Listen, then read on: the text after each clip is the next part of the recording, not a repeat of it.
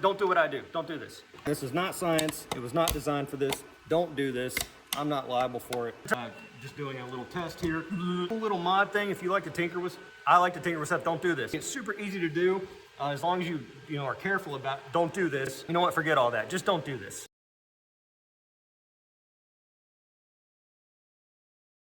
What is up, guys? Technicals here. Today talking about the meter box for metered mining. Cool little gizmo. Most miners have one, or if you're just a tech nerd and monitoring your power usage, head over to their website, link in the description below. They sell the box, they sell the internals kit. You can get it for 240 volt L630P outlets or 120 20 amp. Comes with this little drock meter on the top that gives you your readout. I really like it. The only thing I kind of don't like is that it's this loose power whip sort of thing. And there seems to be no real, aftermarket for faceplates, because the faceplate on it is flush. So that means if you want to put this in the wall, it would take a level 10 drywall mutter in order to make this clean and elegant. And I am not a level 10 drywall mutter, and I'm not sure a level 10 drywall mutter is something that one can be. But what I am is a guy that likes to tinker with shit. So today I'm going to take some off-the-shelf parts that I picked up at Lowe's. You can go to Home Depot too, but if you shop at Home Depot, maybe ask your boyfriend to go to Lowe's for you.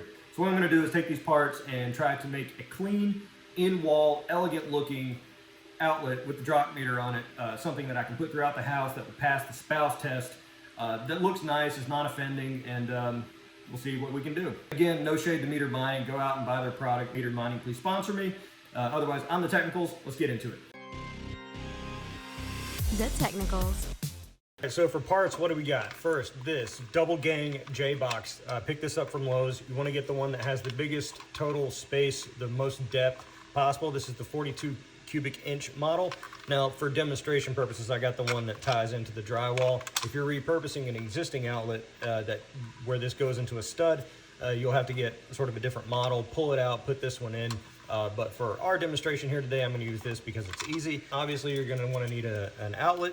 This is a 20 amp rated, it's a non-GFI outlet. Came with the meter box. We're going to be using this for our demonstration. Next, you're going to need a sacrificial outlet of some sort. Now, you want to get the type that has two holes up here on the ears, because you're going to clip those off like so. And you're going to need these because these are going to be what secures the drock meter into the box itself. Finally, the most important component is the faceplate, because the drock meter is sort of held in place by this type of faceplate. So this is a no-show faceplate where the screws don't show. It comes in two parts like this. So you have the interior plate where this screws into the outlet itself and that holds it in place. And you have these access holes here with the screws that tie into the J box. Once you have that in, you take this here faceplate, you snap it on. It doesn't show the screws. This is what we're gonna be using to put on top. And the drock meter, furthermore, is sort of wedged in between these two things, and that kind of gives it an extra layer of security. So this is pretty important. We tried testing it with the standard type of plate, which has the screws on the outside. That did not work. The drock meter kind of floats around in there, and we want to make sure that it stays fully in place. So before we go putting this thing into the wall, let's do a little setup. Cut the ears off of our sacrificial, and then we want to take our drock meter, and we're going to need to modify this just a little bit. Now, this is going to make it to where it does not fit into the meter box anymore, but the drock meter comes with these little tabs here that hold it into the 3D printed faceplate. You want to snip those off and make it absolutely flush, because you're gonna need that clearance for it to fit inside the J box. First thing I'd like to do is go ahead and pre-punch out my hole here. Second, we're gonna need to modify this here faceplate. So this is the side that has not been modified. If you turn it over, you can see that there's a little lip around the edge. What you can do is you can take your drock meter and sort of hold it in place, draw a line.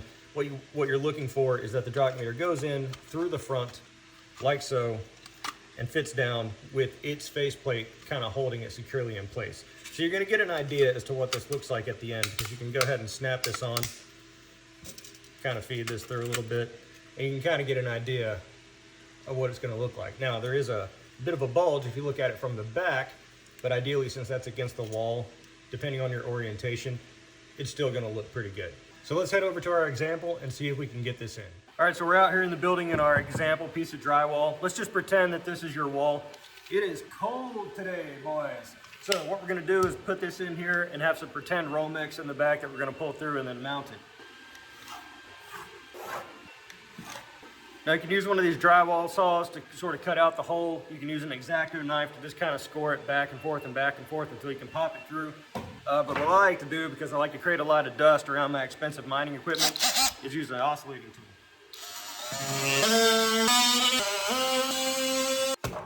Now I'm not going to be using Romex for this demonstration. I'm going to use the cord that Meter Mining sent to us, so I can just plug it in the back and have a nice display. So let's just pretend that we're like, oh look, some Romex, and you pull it right through. Again, adhere to code. Don't do what I do. Don't do this.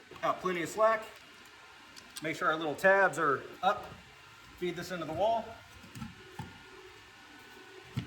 And then you just tighten down these screws. Those little flaps come out and tighten it up against the drywall. All right, so we're nice and secure. Our box is in place. Our Romex is chased through.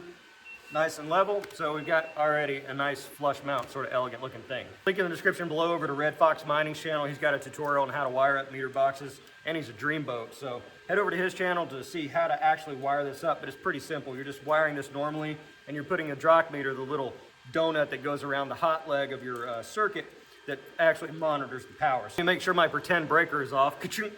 Another point too, probably should have said that before we put this in. Think about the orientation of the drock meter. When you walk by and see it, do you want to see it level, or do you mind that it's on its side and you have to turn your head to look at it? Because in this orientation, that's how it's going to be. So if you wanted to change that, let's change that. That's better. It'll make for a better looking thumbnail. Be sure to attach your leads that actually power the drock meter and go ahead and feed them in and get it connected. So before we go and put in seating everything in the box, we want to take the little ears that we cut off our sacrificial and place them right here where the drock meter is going to be. All right, so let's seat everything and push it back in. Kind of hold all the stuff onto this interior plate. Make sure none of your wires are pinching or getting caught on anything. Make sure your drop meter is slipping past those ears so you can see both holes on both sides. And then what you're gonna do is use these screws that are in the faceplate, that come with the faceplate, to secure it to the ears on both the outlet and the ones that you cut off. So we got our screws here holding this in, and the faceplate, the interior part of the faceplate in. But again, the drock meter is not really secured in. It's the outer plate that's gonna be doing that. Once all of this is secured, you go ahead and take your faceplate, snap it on. And if you're noticing any bulges or anything kind of around the edges here, it's a little proud on top. You can go ahead and just pop this bad boy off and make some slight adjustments to these screws. So loosening the faceplate will kind of give you some extra wiggle room there. Just kind of play with it a little bit until you can get to the best possible outcome. Again, this is not science. It was not designed for this. Don't do this. I'm not liable for it. Turn it on and we got juice. So we got this nice faceplate, clean install. You can see all the data here on the drock meter. You got your outlet here lining up flush with the outer plate. So, you know, that's gonna look much more elegant, much more clean if you're installing it in your home, your office, or you just want it to look nicer. Just doing a little test here.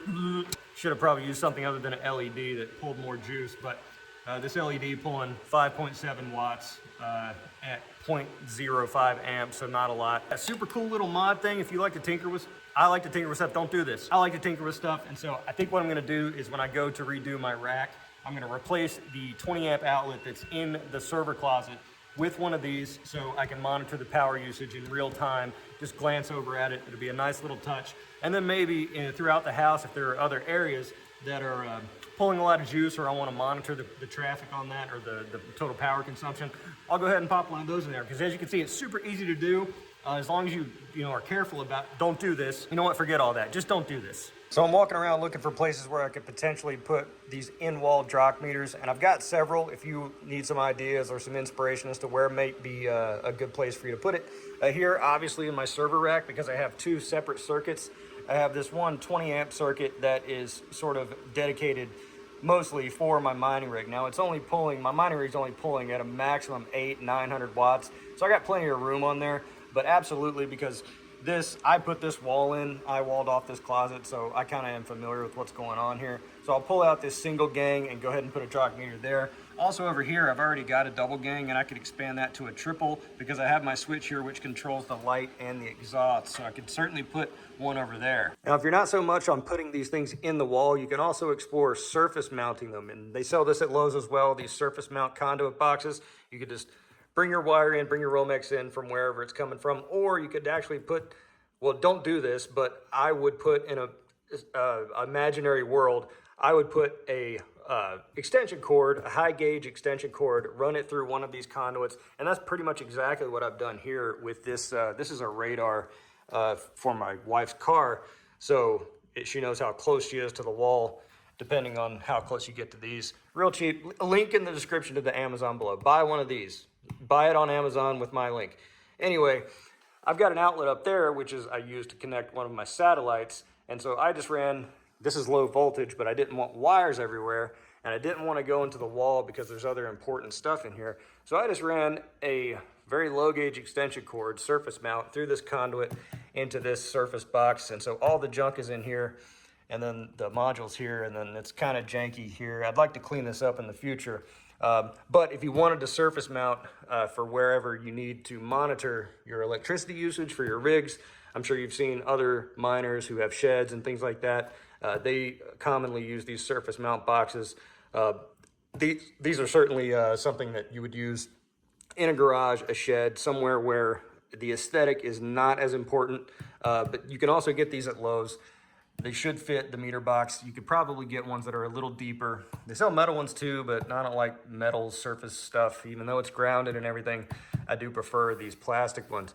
And the lengths of conduit, super duper cheap to get these, the angles, the brackets and everything. So if you wanted to explore that, that option exists as well. Another thing I would hope to do too is, because I've got a unique setup here in this garage. I've got all these outlets, they're held by a common GFI. Well, I swapped it out for a non-GFI because some small little spike in voltage was tripping it, but I am going to revisit this.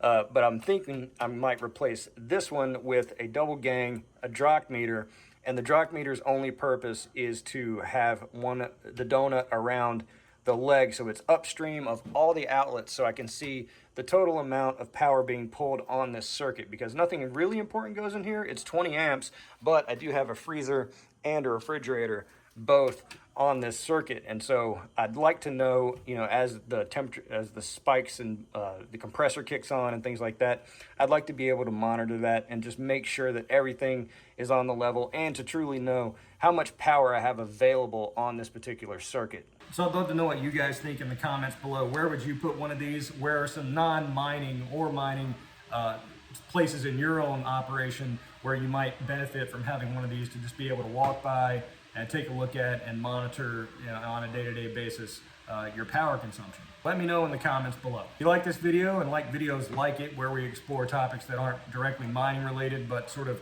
ancillary things that have to do with mining or heavily with mining, let me know in the comments below too, because again, getting back into this, I want to make sure I'm serving all the topics that people really want to know about. Be sure to leave a like, a subscription. Appreciate you taking the time to watch this video this far in. Otherwise, I'm The Technicals. I'll see you next time.